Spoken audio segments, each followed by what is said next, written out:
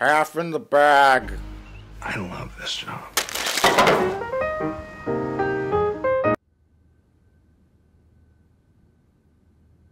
And we're back. What do we want to talk about next? Where are we at? I got one other movie, and then I'm out. Oh, God. Then I got TV shows, lots of TV shows, which I'll kind of quickly talk about because TV shows are complicated and long, and I don't want to start babbling. But I know you like Bodies. Oh, yeah. I forgot to add that to my list. But... Right, I didn't. As nihilistic as they look on the internet. You guys, this is me. Oh, whoa. That was one of those movies where you see the trailer and you're like, nope. Are they in on the joke? You're always gaslighting me. You fucking triggered me. You are so toxic. Relax. You're silencing me. And it turns out they are. Well, you see Pete Davidson, you're... Well, that's, yeah. Nope. But similar to the Suicide Squad, where you see Pete Davidson and you're like, oh, good, he's out already. No, I love this movie. I'm surprised. Yeah, this is again like The Menu, a movie where it's more of a social satire than any sort of like, I don't know. You hear that dialogue in the trailer and you're like, is this a joke? I can't tell. Ooh, Zoomers. But no, by the time you get to the end, it's like the perfect build-up. Once the explanation of how this all started is revealed, it makes everything retroactively so much funnier. Yeah, it has a good tone to it too, like this uncomfortable tone. Yeah. Because there's all these characters, and they're all like kind of rich kids, and you get this vibe that there's something underlying in their relationships, and then it turns into like they play this game, and then it turns into like a slasher movie or whodunit kind of thing, and it's kind of twisted and fun and entertaining, and I wasn't expecting that. And I don't mind Pete Davidson as an actor. I didn't see King of Staten Island. I don't know if I could handle a feature with him, but his public persona is annoying, but his acting, I don't mind. Yeah. So like the Tom Cruise effect, where it's like he's weird in real life, annoying, but on screen he's playing a character and he does his job. Mm-hmm. And he's fine in it, and I really enjoyed it. That all you got, mother? I have a transition out of this real quick. Oh, okay. To one of my favorite shows this year. This show called Fleishman Is In Trouble. Toby Fleishman awoke one morning inside the city he'd lived in all his adult life. Lizzie Kaplan, Jesse Eisenberg, Adam Brody, and Claire Danes. And it's based on a novel, which is a perfect example of a novel done right in, not that I've read the novel, but it's a 8-episode long thing. So it really feels like they probably... We're getting into detail about things, but not going on too long. Yeah, or rushing it in a 2-hour movie. So it's very witty, very well acted. It's the first like 6 episodes are all from his perspective. Claire Danes plays his wife, and they get a divorce, and she's like a talent manager. She doesn't care about her kids, and she's very cold. And he's a doctor, but he's very like passionate about his work, and the work with patients, and and blah blah blah blah. And she's very like money oriented. She wants money, and you always see everything from his perspective. Mm. And their life kind of falls apart, and they get a divorce. And then Lizzie Kaplan and Adam Brody play Jesse Eisenberg's like college buddies who are all grown up. They're all in their 40s. So it's like a coming of middle-age story where they're kind of all of them are reevaluating their lives. Like we're in our early 40s, and everyone's kind of evaluating stuff. But Claire Danes just disappears for like weeks. And then Jesse Eisenberg's saddled with the kids, and he's like, I don't know what the fuck to do. I'm so mad.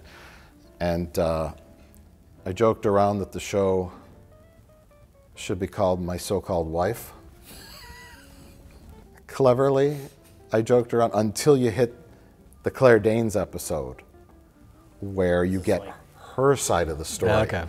And it rips your soul out. Oh. It's a little Rashomon where it tells the same story from different perspectives at a certain point. And okay. It's a great coming of middle age story done in 8 parts that's for mature audiences. It's not for Zoomers on TikTok.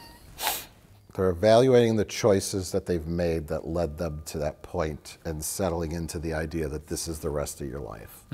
So it seems like it's a good book, but I haven't read it because I don't read.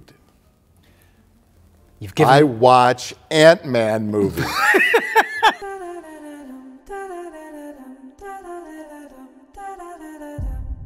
Well, you've given me 2 segue options. We're at a fork in the road. This is like a choose your own adventure. I can either go from speaking of not made for Zoomers, or I could go coming of middle age. Coming of middle age. Coming of middle aged, okay. I watched Clerks III.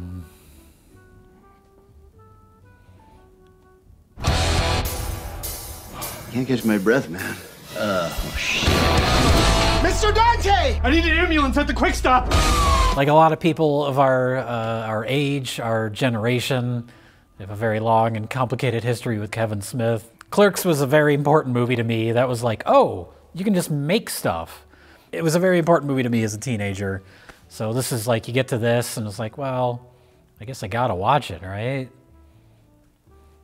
I don't want to be too mean and call it pathetic, but I guess I just did. This was kind of awful in a really like baffling and fascinating way. Cause got good reviews. Did it? I think so. Did it get good reviews from his diehard fans? Because that seems to be the only people he's appealing to anymore, or catering to anymore, which I guess is fine. He kind of knows his place, he knows his audience, and he's just making stuff directly for them, which is kind of why I lost interest years ago. I had more interest in him when he started to do like weird shit. He did that Red State movie. I was gonna say, it seemed like he branched out. Yeah, with, he did like, Tusk. Weird horror movies. And they're not great, but they're interesting and they're kind of weird and they're definitely different for him. What's the hockey movie, Girls with Hockey Sticks? Oh, Yoga Hosers. That's one of the worst things I've ever seen. But that's like, that was met with such harsh criticism there. It's like, okay, I'll go back and do a Jay and Silent Bob movie. This movie is, and it's obviously based on what really happened to him. He had his heart attack, and in the movie of the 2 clerks, there's Dante and Randall. Randall has a heart attack and says, oh, I survived my heart attack. I've got a new lease on life. I want to make a movie about us working in the convenience store. So then you get self-reflective of him making the original Clerks. So it gets a little meta? It's the whole middle of the movie is just them making the original Clerks. And it's meant to make you say, I remember that. I remember that. So Randall has a heart attack. That's the inciting incident of the movie.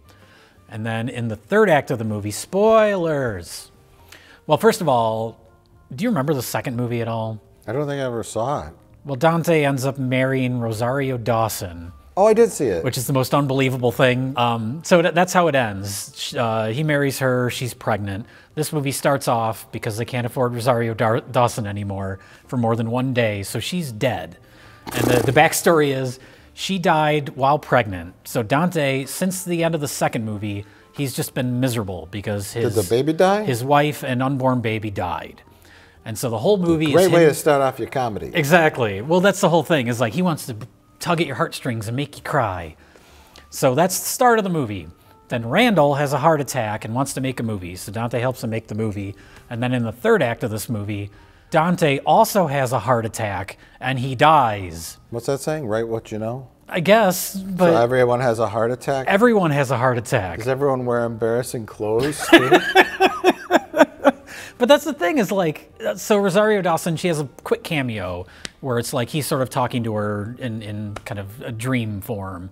And her whole thing, she's saying to him, like, I died. It's tragic, but I died. You can still write the next chapter of your life. You have to move on, do something else with your life. But then he doesn't. He just gets into an argument and disavows his friendship with Randall and then dies. And that's the movie. It's so baffling. Because it's like, if he had a heart attack at the beginning of the movie and that's his new lease on life, I'm going to make a movie. Like, narratively, that makes sense.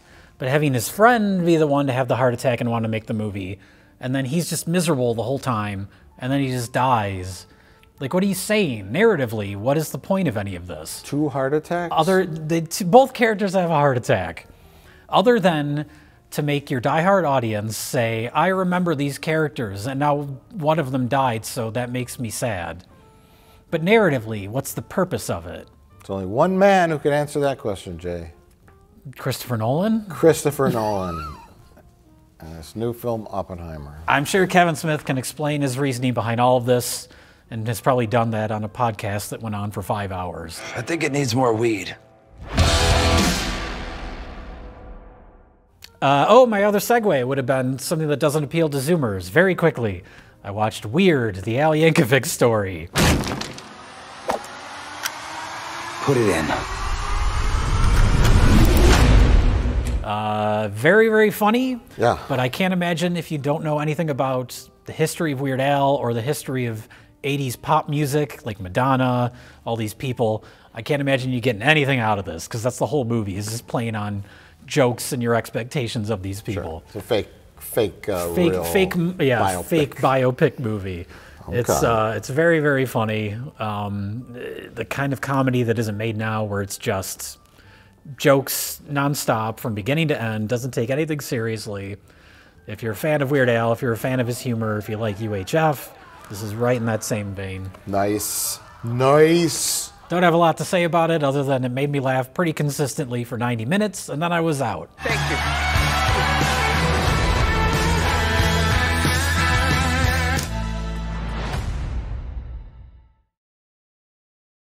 Well, I'm going to run through my favorite TV shows now that we've come back from our commercial break. I just found out a show that I really loved is canceled by Netflix. It's called 1899.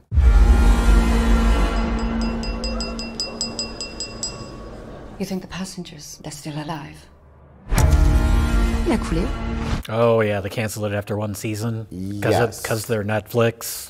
Yeah, I saw one comment saying that the material was very close to something else, and Netflix was worried they were going to be sued, but I don't know how much weight that carries. No. Because it's just a silly internet comment, and I have no idea, but this is... If Stranger Things hasn't been sued for ripping off everybody, then nothing will. But 1899, it's a big ship, looks like the Titanic, and there's a bunch of people on board from all different races and classes and languages, and they all speak different languages.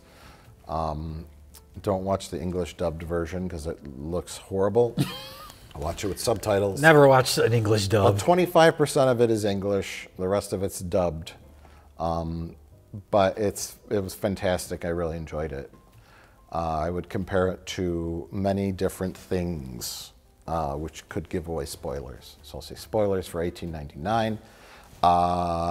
Matrix, Dark City, Titanic, it's science fiction. It's good. I enjoyed it, but they canceled it. But you know what? Does it end on like a cliffhanger? It doesn't end on a cliffhanger. It ends on a, like, we're entering a new chapter. Okay. That's kind of what that Archive 81 show ended that way too, yeah. And then that didn't get picked up. Where I was like, if it was a movie, I would have been satisfied with the ending. Okay. It's sort of like, oh, was it all a dream kind of an ending? But it was still like an ending. Yeah. Where you got an answer. Mm-hmm. When you don't get an answer, that's when it's annoying. But you got an answer, and it was a fun little journey. And so I'm okay with it being canceled, because to me it was a long movie.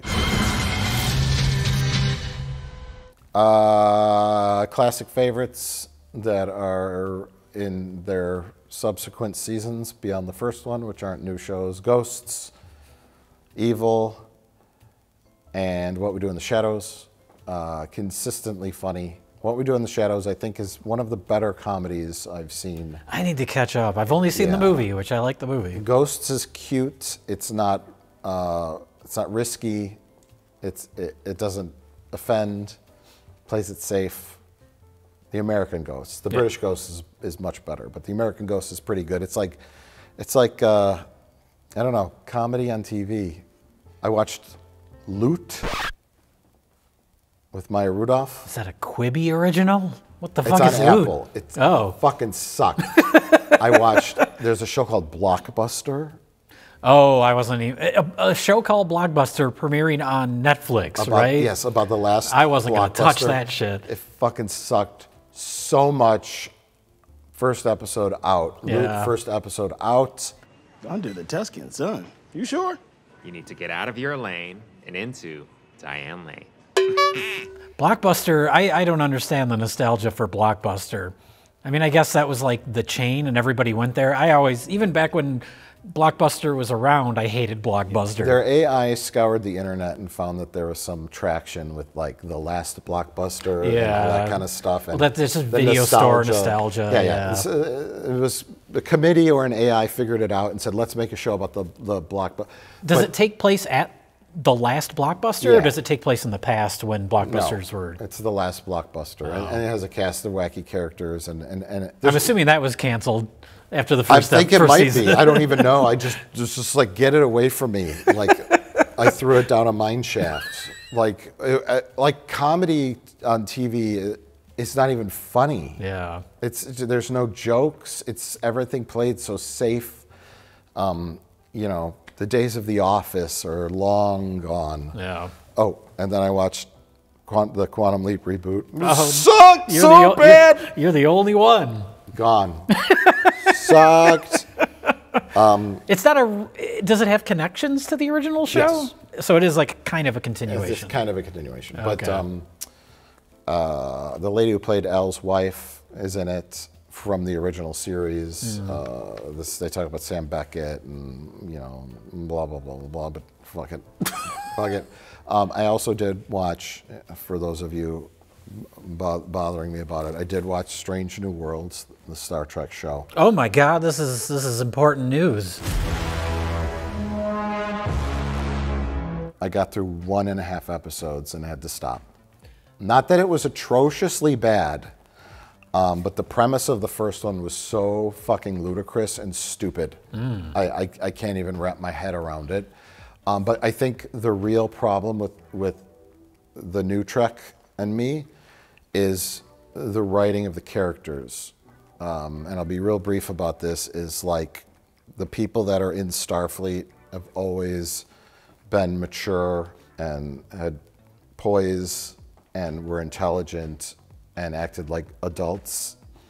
And in Brave New Worlds, they're all doing their thing, but it's always like they always got to have a quip, or they act like teenagers running around and they laugh, and they say something funny because they don't want the audience to get bored. They don't want and so I'm like, I can't deal with characters that act like teenagers when they should be professional level military personnel in a space exploration vessel. I love this job.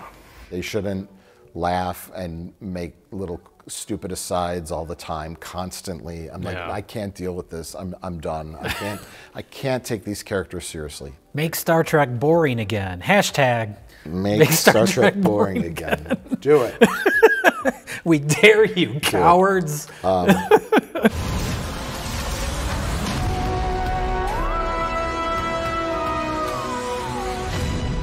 Tell me what you got, Jay. Well, I watched The Fabelmans. Oh, right.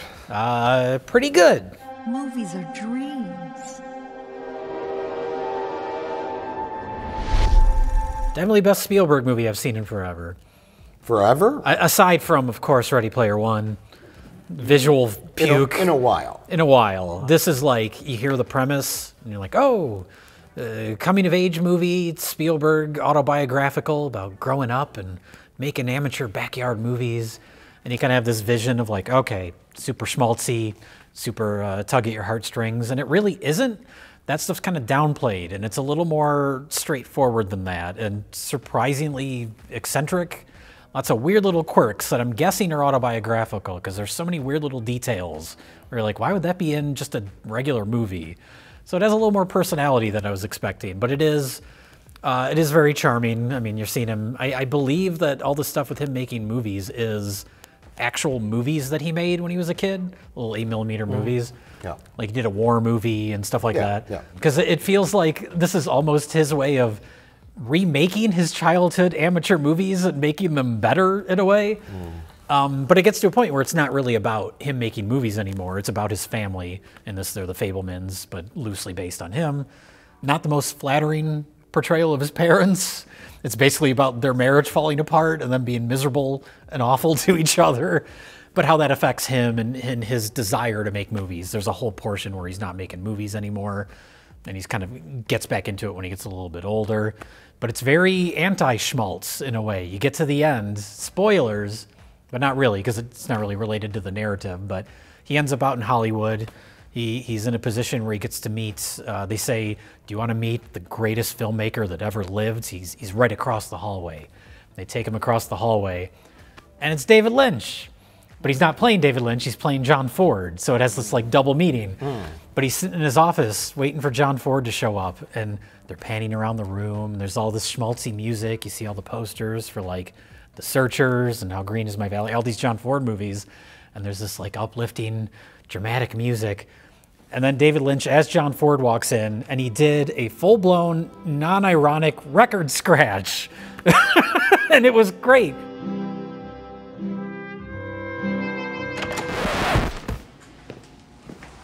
You don't do a record scratch unless you're us, and you do it because it's so stupid that it's funny.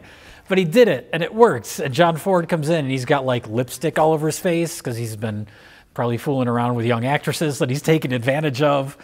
And so it becomes this like complete anti-schmaltz, like whimsical view of Hollywood. So it's the whole movie is like that too, where it's a lot more kind of dark and downbeat than you would expect, without dwelling on it. It's not a depressing movie. Now remember this. When the horizon's at the bottom, it's interesting. When the horizon's at the top, it's interesting. When the horizon's in the middle, it's boring as shit. It's very good, and the performances by his parents, it's Paul Dano and Michelle Williams. Both characters are like in the hands of a lesser filmmaker, or a lesser performances could come across like over the top, because she's very like quirky, and they play it great. So surprisingly good movie. I was pleasantly surprised by it.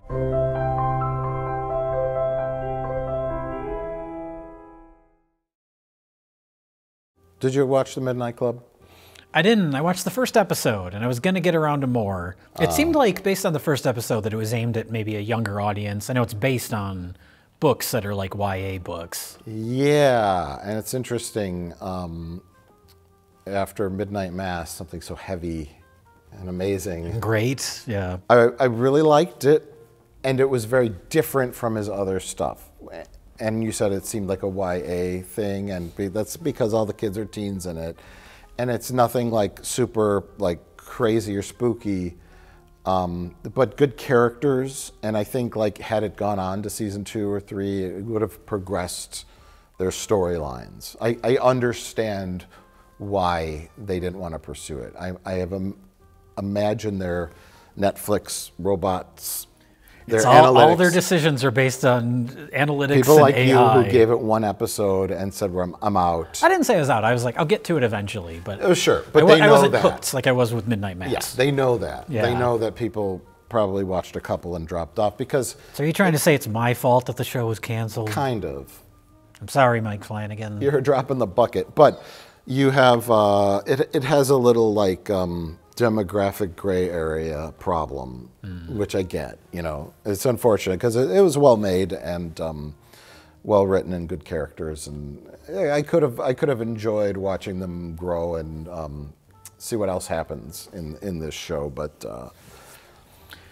it's also, I was kind of confused because it's like partially a straightforward story about these characters coming together at this place, this facility, but then kind of an anthology thing too, because they tell stories, but not a full anthology, but we get little glimpses of the stories they're telling. Yeah. So it's like, is the show an anthology? I was a little confused by the structure. No, not really. It's you know, Heather Langkamp's in it. She's the director of the, it's like a hospice house where cancer kids go, and they're like teenagers, and they all meet at midnight, and it's them in the stories and blah, blah, blah. One of the funnier things that you might appreciate is, I think they were saying you need more jump scares. So he intentionally added like 58 jump scares in the first episode or something like that, first couple episodes, as a way of like making some kind of record of the most jump scares in this amount of time, just to kind of like fuck with them.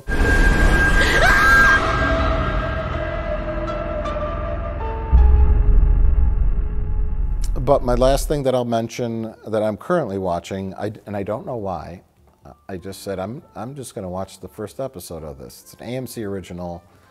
I think it's over. I think it went 2 seasons. It's called Kevin Can Fuck Himself. You've probably never heard of it. I've never even heard of it. Hey, where's our breakfast? You're not supposed to have favorites. Kevin's my husband. It's oddly fascinating. You would find it fascinating. Okay. You turn it on, and it's a sitcom.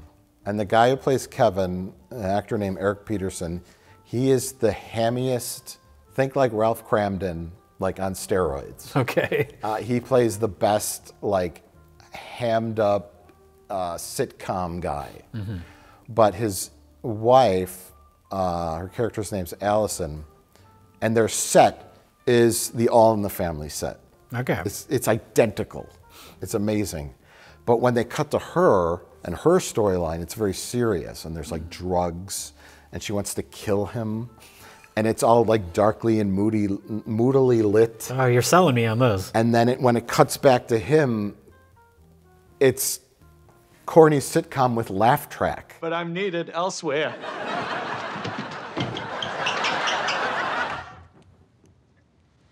Oh, okay. And it's never explained why the format is like this. She's not crazy. Yeah. It's just that's how the show is. Okay. And I could just imagine showing this to like grandma or your parents or whatever, and just what? Because it starts off with this sitcom, and this sitcom is just like it's like perfectly done, and then it just hard cuts, and sometimes it's in the same like shot where she'll get hit by something, and then it'll jump from sitcom to like dark AMC drama, back and forth, and forth. And then the plot, he has his wacky like sitcom premises where he's doing some kind of like crazy scheme, but he always wins, and she hates him because he's obnoxious. He belittles her, he's awful, he's selfish, and she wants to kill him. I kind of get, like, we're in the context of a sitcom, this stuff is quirky and funny, but when you look at it in reality... In her life and her reflection of it, who's responsible for this nonsense? I want to watch this now. Watch it, it's crazy. And I think this is the final season, season 2. Okay. I think it was just out recently in the last couple of years. I think it's over. I'm still finishing. I'm like episode 3 or 4, season 2. But you'd appreciate it from a technical perspective, because sometimes the exact same set and the exact same scene, how they're lit and shot is obviously dramatically different, and how much the lighting set up for the sitcom scene, the exposure, the colors, versus the depth of field, the way that's shot, the dingy, desaturated look of the exact same set and scene from one shot to the next is just dramatic, and it's just from a filmmaker's perspective. That sounds great. Watch the first episode. You'll get the gist from the first episode, and you can decide if you want to continue on with it or not. Fantastic.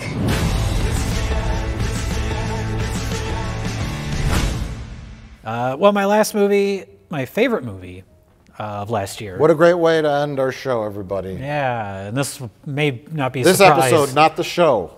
For all of you who thought that the last half of the bag was the last one ever and only 4 people cared. Yeah, that's weird that people thought the last episode was like the last episode. It kind of felt like it. I guess. Don't worry, when we're done, there's not going to be a last episode. It's just going to stop. There just won't be any more. And then you'll have to figure out what to do with the rest of your life. Anyways, what was your favorite movie of 2022? This will probably be no surprise to people that have seen it. Don't say Dune. Bones and All. No, Dune was like the year before that. But Timothée Chalamet, connection. What do you know? He's in both. Bones and All. Do you know what this movie's about? Buffalo Wild Wings? Try that. No, Bones and All. A coming-of-age road trip, young lover romance cannibal film. I knew. Is that given away in the trailer? I never saw the trailer. It does, and that's why I didn't watch it. Yeah. I just wasn't in the mood. It's a hard movie to recommend because it's very like It's directed by Luca Guadagnino. When I saw an Italian name, I knew it was about cannibals. Well, he's most famous, I think, for doing Call Me By Your Name, big Academy Award-winning vampires, movie. Blood. No, not vampires. But he did zombies. No, they're just cannibals. They're just normal people that happen to be cannibals. Call Me By Your Name, though. Call Me By Your Name. That's that's the love movie with the cannibal. That's the movie that ironically has a real life cannibal in it. But no, he got famous for that, and I guess he's kind of used that clout. Oh, I was thinking of Let the Right One In.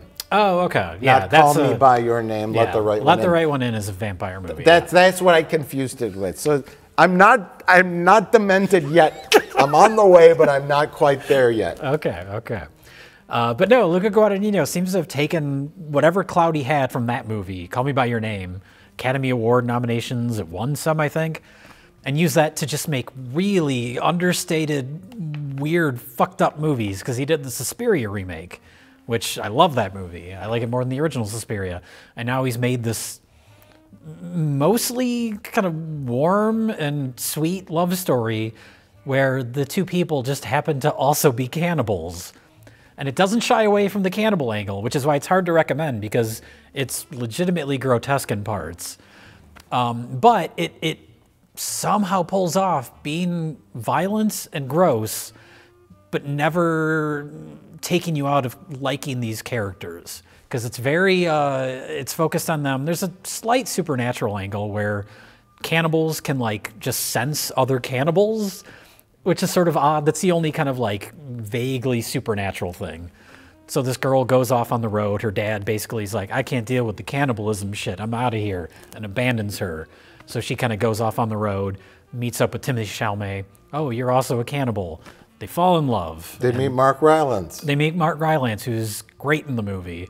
That's actually the first one she meets is him, and he seems like, can you trust him? He's kind of creepy, but maybe he's just like dim-witted. It's hard to tell. Right. And that becomes a part of the movie too. That's what the people closest say about me. Well, that's true. Are you also a cannibal? No. Oh, okay. I am dim-witted and creepy. So yeah, no, but it's just told in this very like gentle way. It's never trying to be a horror movie. So it's like, yeah, I wasn't sure, like, do you classify this as a horror movie? Not really. But just, yeah, it all takes place in the Midwest. They're traveling across country. Beautiful, just like stark Midwest nothing shots. And just these two people, two outsiders finding each other that also happen to be cannibals. Great performances. The whole time I was watching, I thought the lead actress was the little girl from Dr. Sleep, speaking of Mike Flanagan. Because she was good in that movie, in Dr. Sleep. And I was like, oh, it's a few years now. She's a little bit older, taking on a more mature role. The whole time I thought it was her, and then it isn't her. It's the lead actress from that Escape Room movie. But no, bones and all, if you can handle the grotesque aspects of the movie, it does a great job of portraying that stuff very matter-of-factly, but not in a, like, we're trying to be shocking or gross, just like, this is the world of this movie. It's interesting. It's a very unique tone. I don't know what else to compare it to. I know what to compare it to. Romeo and Juliet. Oh my God. Oh my God. You did it. You did it. That's why I get paid the big bucks. What's up next for us, Jay? Death? I could be doing a small voice cameo in an upcoming film, but it's in the early negotiations phase. My lawyers are talking to their lawyers, and their agents are talking to their lawyers' agents. Oh. But you know, it's directed by Christopher Nolan. Oh. Did Christopher read the script? Oh. Top Hat Monkey Goes West. Yeah. I'm playing the monkey. Oh. Who's playing the Top Hat? Seth Rogen is playing the Top Hat. The Top Hat talks. Okay. I play the monkey. It's a CG monkey. Okay. Except for a couple of weird close-ups where the monkey is performing oral sex on Mark Rylance. I have a feeling those scenes will be cut, though, in the final edit, because no one wants to watch that in IMAX. Oh.